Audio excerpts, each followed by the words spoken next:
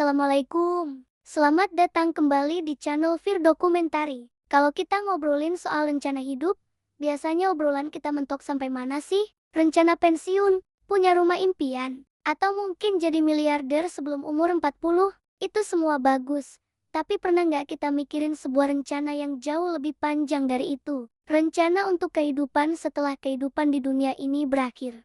Nah, kali ini kita akan bahas topik yang super penting, menatap masa depan dengan meyakini hari akhir. Mungkin sebagian dari kita dengar kata hari akhir atau kiamat langsung kebayang film horor, suasana seram, dan menakutkan. Tapi, coba kita ubah sudut pandangnya. Bagi seorang muslim, percaya pada hari akhir itu bukan soal menakut-nakuti diri sendiri. Justru, ini adalah investasi paling besar dan pengingat diri paling efektif yang pernah ada. Ini bukan film horor, tapi ini adalah peta jalan menuju tujuan sejati kita. Keyakinan akan hari akhir adalah salah satu dari 6 rukun iman yang wajib kita yakini. Kenapa ini begitu fundamental? Karena konsep ini mengajarkan kita satu hal yang sangat mendasar.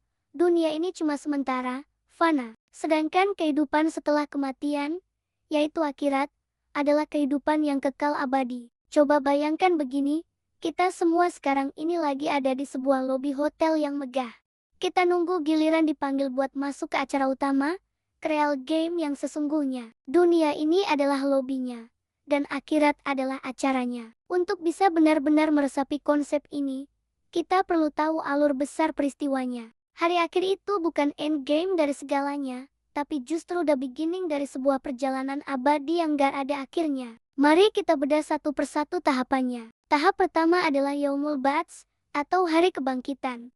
Setelah tiupan sangkakala yang kedua oleh malaikat Israfil, semua makhluk yang pernah hidup di muka bumi ini, dari manusia pertama sampai manusia terakhir, akan dibangkitkan kembali dari kubur mereka masing-masing. Gak peduli gimana cara mereka meninggal, semua akan bangkit dalam wujud yang sempurna. Ini adalah titik nol, di mana babak baru kehidupan abadi dimulai. Semua orang sadar, ini bukan mimpi, ini kenyataan. Setelah semua dibangkitkan, kita masuk ke tahap kedua, Yaumul Mahsyar, atau hari berkumpul. Coba deh bayangkan sebuah lapangan yang super luas, gak ada tepinya. Di sanalah seluruh umat manusia, dari zaman Nabi Adam sampai akhir zaman, dikumpulkan jadi satu. Matahari didekatkan jaraknya, suasana begitu panas dan penantian terasa sangat lama. Di momen ini, semua status duniawi kita luntur. Gak ada lagi yang namanya direktur, jenderal, influencer, atau orang kaya.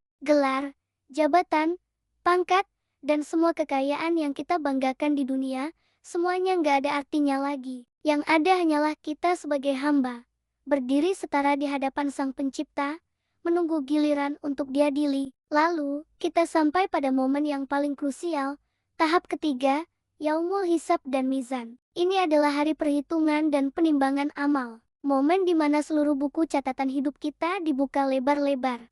Setiap perbuatan, setiap kata yang kita ucapkan, setiap postingan di media sosial, bahkan setiap niat yang terlintas di hati kita, semuanya akan ditayangkan ulang tanpa ada yang terlewat sedikit pun. Gak ada tombol delete, gak ada privasi. Semuanya akan dipertanggungjawabkan di hadapan Allah.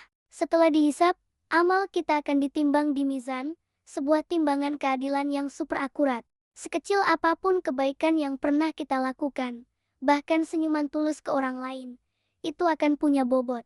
Sebaliknya, sekecil apapun keburukan, bahkan sekadar pikiran buruk tentang orang lain, itu juga akan diperhitungkan. Disinilah skor akhir kita ditentukan. Berat kemana timbangan kita, ke sisi kebaikan, atau ke sisi keburukan, dan akhirnya, kita tiba di tahap terakhir, Yaumul Jaza, hari pembalasan. Ini adalah konsekuensi logis dari hasil hisab dan mizan tadi. Setiap individu akan menerima balasan yang setimpal dengan apa yang telah mereka kerjakan selama di dunia. Bagi mereka yang timbangan kebaikannya berat, ganjarannya adalah surga, tempat yang penuh dengan kenikmatan abadi yang gak pernah bisa kita bayangkan. Tapi bagi mereka yang lalai dan timbangan keburukannya lebih berat, konsekuensinya adalah neraka, sebagai balasan atas perbuatannya. Mungkin terdengar berat ya, tapi sekarang pertanyaannya, apa sih manfaat praktisnya kita meyakini semua ini dalam kehidupan kita yang serba modern dan cepat ini? Apa hubungannya dengan kerjaan kita,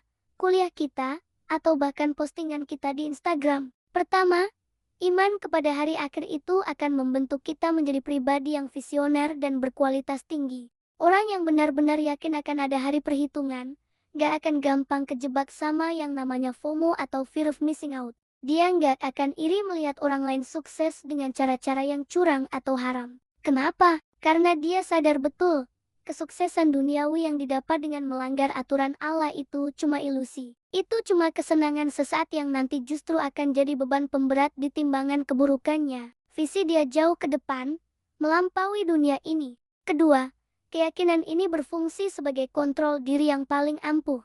Coba bayangkan, sebelum kita mau marah-marah, sebelum kita mau gosipin orang, sebelum kita mau korupsi waktu di kantor, atau sebelum mau posting sesuatu yang gak bermanfaat, akan ada filter spiritual otomatis yang bekerja di kepala kita. Kita akan bertanya, tunggu dulu, kalau gue lakuin ini bakal nambahin aset abadi gue di akhirat, atau malah jadi utang yang harus gue bayar mahal nanti.